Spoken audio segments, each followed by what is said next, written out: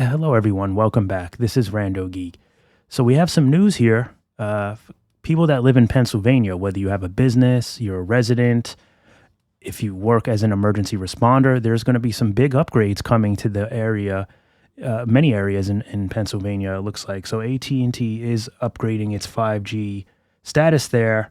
They're saying that this is part of their effort to strengthen connectivity statewide, of course, and they're going to be making enhancements to FirstNet, which will certainly help first responders do a better job. They're saying these new 5G cell sites have been activated in counties that are including Cambria, Clearfield, Westmoreland, Lebanon, Monroe, Butler, and Franklin. There's a list of others not mentioned here as well. They're saying these expansions are designed to deliver faster speeds for everyone there, better reliability, that's always important, and just an overall stronger signal quality across the urban and rural communities. So AT&T says these new sites will also enhance service on FirstNet, which is very important. Of course, this provides a separate high-priority VIP lane for emergency communications. AT&T says that this network was, of course, established through public-private partnership with First Responder Network Authority, a federal agency, of course, created, after 9/11. This, the whole backstory there, and it's very important for first responders to have good connectivity. So I like that they're trying to make the network stronger. Some say that the network has been falling apart. It hasn't been as strong. So I do enjoy hearing that they're focusing back on building out the network, and not just for first responders, for residents and businesses, right? I mean, first and foremost, AT&T was a telecommunications company, right? Their job was to provide cell phone coverage. They got lost in the tracks of fiber. I get it. It's a cash cow. It's a way for them to make a lot of money. But first and foremost, telecommunications is where it's at with them. And I like that, they're still doing these upgrades. Hopefully they're listening to people, because I've been hearing a lot of negative press about the coverage lately. And I got to be honest, I was doing some testing with Darkstar, and I noticed it hasn't been as good. AT&T hasn't been as good as I recall.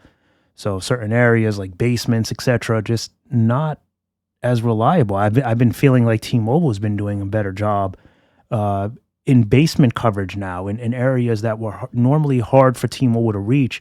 I'm seeing a little bit of a better performance there than I would normally, and usually AT&T would outshine there. So it appears they've fallen off a little bit. Maybe with the upgrades of 5G, it's not as good as T-Mobile's 5G currently. I'm not really sure, but I like to hear that they're at least focusing back to upgrading, hopefully checking and making sure everything is built well, improving the status overall of the network. So it looks like AT&T has reported that it invested more than $1.5 billion in Pennsylvania. This is going back to 2020 through 2024, and this, of course, was in efforts to boost reliability, speed, and overall network performance. They're saying that AT&T's 5G network now reaches over 315 million people in 26,900 cities and towns nationwide. So that's just a little add-on bonus there. And then, circling back to AT&T's FirstNet. So, the whole idea here is to make sure that the first responders there can get to people safely, can have the connectivity that they need to communicate with other first responders, the individuals contacting them. So definitely very important to make sure that that's in tip-top shape. So that's all I have here for you. Like I said, I'll drop the link for the article down below. It's real short. We basically covered, I think, the most important parts of it. If you guys have any questions for me, feel free to comment down below. Let me know your thoughts on AT&T upgrading here in Pennsylvania. If you're located there, how's the service? Are you looking forward to these upgrades? Are you in any one of the cities that I mentioned? Maybe you'll benefit from this.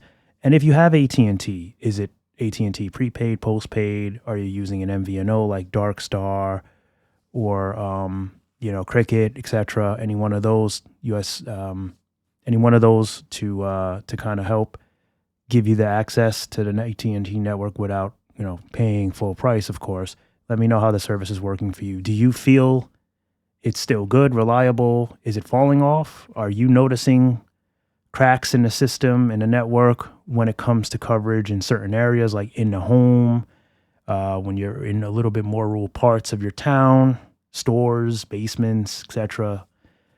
These things matter. If you're like in supermarkets, sometimes if you're further back in the aisles, yeah, you might notice that it's just not as good as if you're in the front of the store, right, where there's more windows. Yeah, I've been noticing these things with networks, testing them. I've seen it happen with Verizon. I've seen it happen with T-Mobile, certainly. But AT&T for me was one that is to handle these things a little bit better. But at least they're trying to work on it. It seems.